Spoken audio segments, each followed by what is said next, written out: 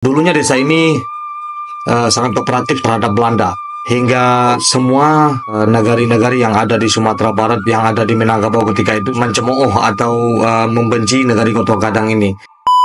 Sejarah pendidikan di Koto Gadang mendapat cibiran dari para tokoh pejuang anti Belanda di Tanah Minang. Maklum, suasana di Tanah Minang pada awal abad 20 masih diliputi dengan kebencian masyarakat terhadap Belanda akibat kekalahan dalam Perang Padri. Halo bro, Assalamualaikum warahmatullahi wabarakatuh. Kembali lagi dengan saya Dafan Mulifa di Mulifa Channel.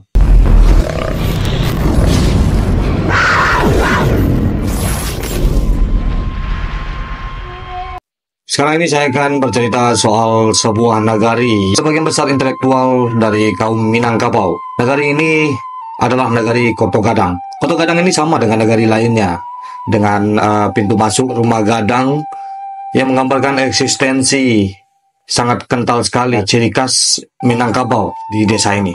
Jadi Koto Gadang ini adalah sebuah desa yang sangat indah sekali. Di balik keindahannya itu ada sebuah cerita kaum intelektual yang banyak sekali lahir di desa ini. Dulunya desa ini sangat kooperatif terhadap Belanda, hingga semua nagari-nagari yang ada di Sumatera Barat, yang ada di Minangkabau ketika itu mencemooh atau membenci negari Koto Gadang ini. Ternyata Koto Gadang punya strategi sendiri untuk menjadi sebuah nagari yang melahirkan kaum intelektual muda yang menjadi bumerang kepada Belanda, dan kaum intelektual Koto Gadang inilah yang ikut dalam pergerakan kemerdekaan. Akhirnya Indonesia menjadi merdeka seperti sekarang. Boleh dibilang Koto Gadang memang menjadi gambaran sempurna sebuah desa yang indah di Sumatera Barat. Tak cuma itu, Koto Gadang juga sebuah desa bersejarah yang tak bisa dilepaskan dari sejarah orang penting Indonesia. Dari negari di lereng Gunung Singgalang inilah lahir sejumlah tokoh nasional dan internasional. Mereka turut berperan menciptakan merah hitamnya sejarah kebangkitan sebuah bangsa. Dari negari ini pula lahir Perdana Menteri pertama Sultan Syahrir. Belum lagi politisi legendaris yang juga Menteri Luar Negeri pertama Haji Agus Salim, tokoh pejuang hak-hak wanita yang juga wartawan wanita pertama di Republik ini, yaitu Siti Rohana Kudus, juga lahir di sana. Beberapa orang juga pernah menjadi menteri di masa Orde Lama maupun Orde Baru. Puluhan diantaranya menjadi pejabat tinggi negara di berbagai bidang. Tercatat 9 putra Koto Gadang pernah menjadi duta besar RI di berbagai belahan dunia. Koto Gadang juga melahirkan 10 jenderal dalam ketentaraan nasional. Tak terhitung lagi mereka yang menjadi pejabat lokal, pemimpin di berbagai perusahaan terkenal, intelektual, dan seniman. Sebut saja pelukis Usman Effendi yang turut mendirikan Taman Ismail Marzuki. Puluhan arsitek, ahli hukum, dokter, ahli-ahli kemasyarakatan juga lahir dari desa yang terletak di ujung jalan dari arah Kabupaten Agam ini. Negari seluas 268 hektar yang terletak di Kecamatan 4 Koto, Kabupaten Agam ini memiliki tradisi intelektualitas yang kuat. Sangat tepat jika kawasan ini disebut sebagai gudang kaum intelektual.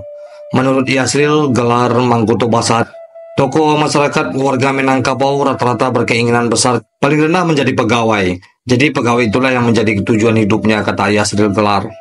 Bersekolah dan mengenal huruf telah mencuat sejak awal abad 20 di sebuah gedung yang tinggi telah dirombak menjadi sekolah madrasah. Awalnya sejarah pendidikan di Koto Gadang mendapat cibiran dari para tokoh pejuang anti Belanda di Tanah Minang. Maklum, suasana di Tanah Minang pada awal abad 20 masih diliputi dengan kebencian masyarakat terhadap Belanda akibat kekalahan dalam Perang Padri. Dalam suasana seperti itu, sikap kooperatif keluarga para tokoh dengan pemerintah Belanda mengundang kontroversi. Namun ternyata sikap lama itu tak lain sebuah strategi untuk berjuang dengan cara lain. Kedekatan para tokoh masyarakat Koto Gadang dengan Belanda membuat pemerintah kolonial akhirnya memberi izin pendirian Kinder Julius Vereniging, sebuah sekolah persiapan untuk memasuki sekolah Belanda. Unan menyebutkan kurikulum utama sekolah itu yakni mengajarkan bahasa Belanda. Tak lama kemudian sekolah persiapan ini menjadi sebuah sekolah resmi bernama Stadenfond, sekolah yang menjadi cikal bakal lahirnya para intelektual dari Koto Gadang. Sejak Stadenfond itulah intelektualitas para pemuda setempat pun berkembang hingga dapat menempuh pendidikan di Belanda. Belajar kedokteran di Batavia atau teknik di Bandung, Jawa Barat. Sejarah pendidikan di Koto Gadang bukan sekadar dominasi kaum lelaki. Yayasan Amai Setia misalnya menjadi bukti sejarah kaum ibu turut berjuang untuk kemajuan desa. Yayasan ini didirikan 1911 oleh Rohana Kudus yang juga kakak kandung Sultan Syahrir. Melalui kepemimpinannya, para ibu berkumpul untuk mengembangkan berbagai kerajinan di desa agar bisa dipasarkan ke daerah luar. Mulai dari tenun, sulam, dan bordir, serta kerajinan perak yang hingga kini masih dikenal luas sebagai produk-produk kerajinan berkualitas tinggi di Antero Ranah Minang.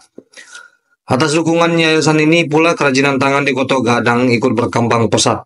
Sejarah gemilang di Kota Gadang sempat membuat Kota Gadang menjadi sebuah nagari yang sangat terkenal dari seluruh Sumatera Barat, bahkan di Indonesia. Namun kini sisa-sisa kegemilangan itu seakan tinggal kenangan. Memasuki desa berjuluk Nagari Seribu Dokter, ini seperti memasuki sebuah desa mati. Betapa tidak, suasana desa terasa sepi dan lengang. Rumah-rumah tua yang megah namun terlihat tak berpenghuni. Kota Gadang sekarang memang telah ditinggalkan para penduduk asli. Kapasitas intelektual para penghuni yang telah melampaui batas kemampuan daya tampung desa membuat negeri ini hanya menjadi tempat para pensiunan atau yang ingin menghabiskan akhir pekan di kampung. Rumah-rumah tua yang megah hanya dihuni para penjaga, sementara sang pemilik rumah tinggal di kota besar yang dianggap bisa menghargai mereka lebih tinggi. Namun masih ada yang tak berubah di sana. Kerajinan perak di sudut-sudut desa, para pengrajin perak masih tetap setia dengan profesi tradisionalnya. Satu di antaranya, Safril, lelaki keturunan asli Kota Gadang ini masih bertahan karena kesetiaannya pada profesi yang telah diwariskan para leluhur. Safril menuturkan dulu para pengrajin perak di desa ini membuat kerajinan perak untuk perhiasan dan peralatan rumah tangga.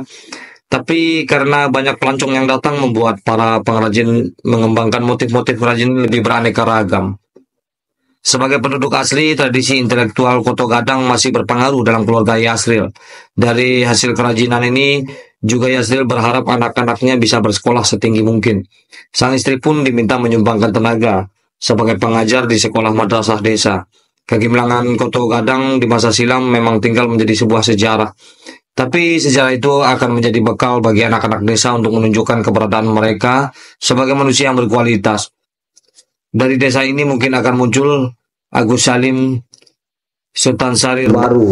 Nah, itulah sejarah tentang Kota Gadang yang telah melahirkan 1000 dokter, melahirkan kaum intelektual muda di zaman pra-kemerdekaan, sampai melahirkan banyak sekali intelektual yang bertebaran ke seluruh dunia, ke mancanegara.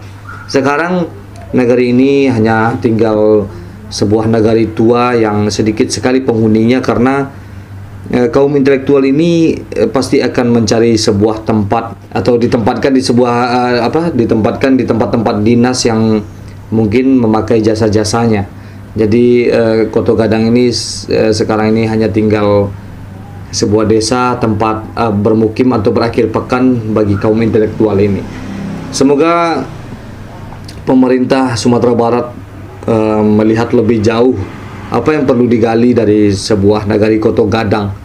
Bisa saja kita memberikan sebuah monumen atau museum-museum yang ada di Kota Gadang ini, atau membuat sebuah